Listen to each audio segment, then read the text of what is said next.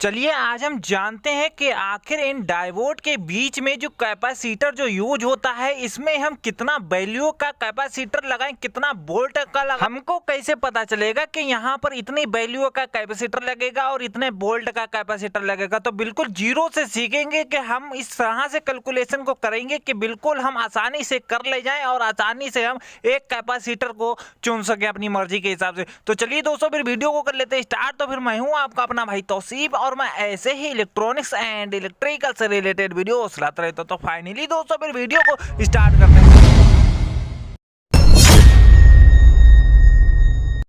तो सबसे पहले जो है यहाँ पर जो है हम एक ट्रांसफार्मर को बना लेते हैं कि एक ट्रांसफार्मर को यहाँ पर बनाना बहुत ज़रूरी है और उस ट्रांसफार्मर की मदद से ही हम सारा कुछ यहाँ पर क्लियर कर सकेंगे बिल्कुल आसानी से। तो यहाँ पर जो है हम जल्दी से बना लेते हैं अपना ट्रांसफार्मर और ट्रांसफार्मर में फिर हम अपना डायोड का जो रेक्टिफायर जो हमने बनाया है वो यहाँ पर कनेक्ट कर लेते हैं। फिर उसके बाद में फिर जो वहाँ पर जो कैपेसिटर लगेगा उसका फिर वैल्यू का और वोल्ट का फिर वहाँ पर कैलकुलेशन को। तो ये है हमारी प्राइमरी वाइंडिंग और ये है हमारी सेकेंडरी वाइंडिंग। तो ये है प्राइमरी वाइंडिंग का जीरो वाला लूप और ये है 220 वोल्ट की वाइंडिंग प्राइमरी, और ये है सेकेंडरी वाइंडिंग का जीरो वाला लूप और ये है 14 वोल्ट की वाइंडिंग। अब यहाँ पर जो 14 वोल्ट की वाइंडिंग क्यों है, यहाँ पर तो 12 वोल्ट की होना चाहिए। तो भैया यहाँ पर 12 वोल्ट का भी क्लियर करेंगे एंड यहाँ पर जो है 14 वोल्ट का भी क्लियर करेंगे कि आखिर यहाँ पर 14 वोल्ट क्यों है और यहाँ पर 12 वोल्ट क्यों होना चाहिए। तो यहाँ पर इसके आगे क्लियर करेंगे। तो यहाँ पर जो है पहले हम डायोड को यहाँ पर कनेक्ट कर लेते हैं अपने इस वाइंडिंग से,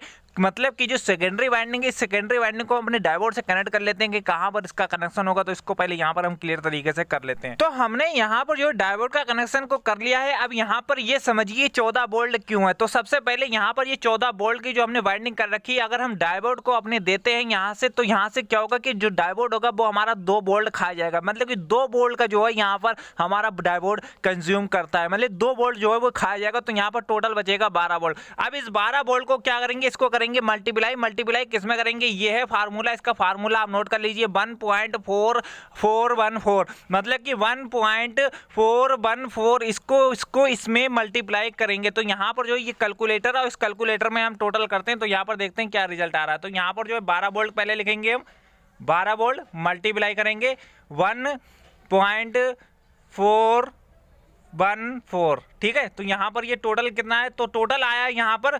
16.968, ठीक है। तो यहाँ पर ये टोटल आ गया है। अब हमको क्या करना है, अब यहाँ पर समझिए बहुत ध्यान से। तो हमको क्या करना है, जैसे कि यहाँ पर ये जो आपका जो टोटल आया ये आपका वोल्टेज आया, ये कैपेसिटर का जो है ये वोल्टेज आया, मतलब कि कैपेसिटर का ये वोल्ट है 16 वोल्ट, ठीक है। इसको हम क्या करेंगे 40% एक्स्ट्रा करेंगे। अब ये 40% एक्स्ट्रा हम क्यों करेंगे इसको पहले यहाँ पर समझ। जैसे कि ये जो हमारी जो सेकेंडरी वाइंडिंग में 14 वोल्ट की जो वाइंडिंग हुई है तो इसमें क्या होगा कि हमारा किसी समय कम भी हो सकता है तो किसी समय ज्यादा भी वोल्टेज हो सकता है। तो सीधा समझिए कि हमारा वोल्टेज जो है वो कम और ज्यादा होता रहता है, ठीक है। तो अब यहाँ पर हम क्या करेंगे, इसको 40% एक्स्ट्रा करेंगे। तो 40% एक्स्ट्रा करेंगे तो हम क्या, तो अब यहाँ पर देखिए कि 16.968 तो मल्टीप्लाई 40% एक्स्ट्रा, तो यहाँ पर ये आया है टोटल 6.7872। तो यहाँ पर जो है हम इसको लिख लेते हैं पहले 6.7872, ठीक है। अब इसको क्या करेंगे, इसको हम प्लस करेंगे। तो प्लस इसमें करेंगे, मतलब कि इसको हम दोनों को जोड़ लेते हैं। तो क्या करेंगे 16.968 प्लस 6.7872, ठीक है। तो यहाँ पर ये अब आया है टोटल। तो ये टोटल कितना आया, ये आया हमारा 23.7552। तो यहाँ पर हम क्या करेंगे, अब सिंपली कि 23 वोल्ट का तो हमको ऐसे मिल नहीं पाएगा, तो क्या करेंगे 25 वोल्ट सीधा ले लेंगे। तो यहाँ पर ये जो 23 वोल्ट आया इसको हम क्या करेंगे 25 वोल्ट सीधा ले लेते हैं, ठीक है। तो यहाँ पर ये 25 वोल्ट का ये हमारा कैपेसिटर निकला है। अभी तो ये वोल्ट निकला है कि अभी हमने जो निकाला ये 25 वोल्ट अभी निकला है, ठीक है। अब हमको एक कैलकुलेशन और करना है जो कि अभी हम निकालेंगे इसकी माइक्रोफैराड के हमको कितना माइक्रोफैराड का ये लेना है। तो आपको सबसे पहले ये पता होना चाहिए कि ये जो हमारा ट्रांसफार्मर है ये कितने एम्पियर का। तो जैसे कि एग्जांपल के तौर पे ये मेरा 5 एम्पियर का है, ठीक है। इस 5 एम्पियर के हिसाब से हम कैलकुलेशन को करेंगे, ठीक है। तो यहाँ पर क्या करेंगे 5 मल्टीप्लाई करेंगे इसको किसमें, इसका एक फार्मूला है, ठीक है। तो इस फार्मूला को भी यहाँ पर नोट कर लीजिए 0.01, ठीक है। तो यहाँ पर ये क्या हुआ, ये इसका फार्मूला है और इस फार्मूले के हिसाब से हमको मल्टीप्लाई करना है। पहले एक चीज़ को समझ लीजिए कि ये जो फार्मूला है ये हमारा फ्रिक्वेंसी के हिसाब से होता है, ठीक है। तो अभी के हिसाब से क्या है कि ये 50 हज़ार के हिसाब से ये फार्मूला है, ठीक है। और इसी में जो है हमको भाग कर देना है। तो इसमें भाग करेंगे किसमें, हम वोल्टेज के डिफरेंस में। मतलब कि यहाँ पर समझिए कि ये जो आप देख रहे हैं 16.968 इसमें और इसमें, मतलब कि इन दोनों को हम माइनस करेंगे तो यहाँ पर कितना टोटल आ रहा है, तो यहाँ पर 4 का ही डिफरेंस आ रहा है। मतलब 12 4 16, तो 4 वोल्ट का आ रहा है, तो यहाँ पर 4 हम यहाँ पर लिख लेंगे, ठीक है।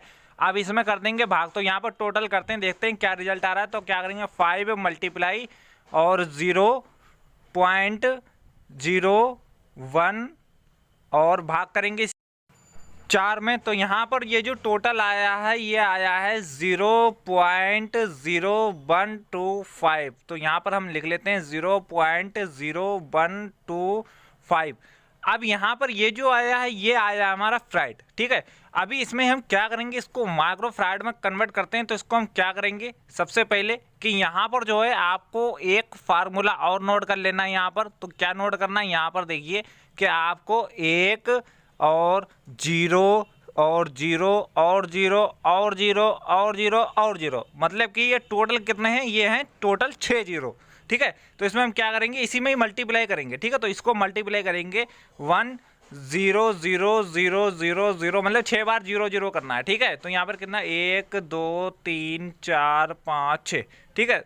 तो यहाँ पर ये आया है 12,500, मतलब कि 12,500 भी मान लीजिए, नहीं तो आप 13,000 भी सीधा सीधा कर सकते हैं, ठीक है। मतलब कि आपको इस वैल्यू में अगर मिलता है, ठीक है, अगर इससे ऊपर का ज़्यादा का वैल्यू का मिलता तो आप ज़्यादा का ले लें, ठीक है। फिलहाल कि इससे कम का ना लें, ठीक है। तो यहाँ पर सीधा सीधा समझ लीजिए कि एक 13K का ये हो चुका है, ठीक है, कंप्लीटली। यहाँ पर जो हमारा निकला है, जो कैलकुलेशन की हमने, यहाँ पर जो टोटल आया है वो हमारा 13K के हिसाब से आया है। मतलब कि यहाँ पर ये 25 वोल्ट एंड और 13K। तो यहाँ पर इस तरीके से आप किसी भी कैपेसिटर की वैल्यू को निकाल सकते हैं बहुत आसानी से, और खुद से पता कर सकते हैं कि यहाँ पर कितना वोल्ट का या कितने माइक्रोफैराड का यहाँ पर कैपेसिटर यूज होगा। तो यहाँ पर बिल्कुल जीरो से एंड यहाँ पर एक का एक चीज़ क्लियर एंड कवर किया है और आपका यहाँ पर कैलकुलेशन भी क्लियर हुआ होगा। तो फाइनली दोस्तों यहाँ पर एक का एक चीज़ मैंने क्लियर एंड कवर किया है और आपका भी यहाँ पर क्लियर हुआ होगा दोस्तों। तो दोस्तों अगर कुछ भी अगर ऐसा अधूरा रह गया तो हमें कमेंट बॉक्स में जरूर से बताना। और दोस्तों अगर ऐसे ही सीखना चाहते हैं मेरी चैनल की मदद से तो मेरे चैनल को प्लीज सब्सक्राइब कर लेना। और दोस्तों अगर वीडियो जरा से भी अच्छा लगा तो एंड इस वीडियो को एक लाइक करते जाना। तो फिर दोस्तों फिर मिलते हैं फिर नेक्स्ट वीडियो में, तब तक अपनों का ख्याल रखिएगा।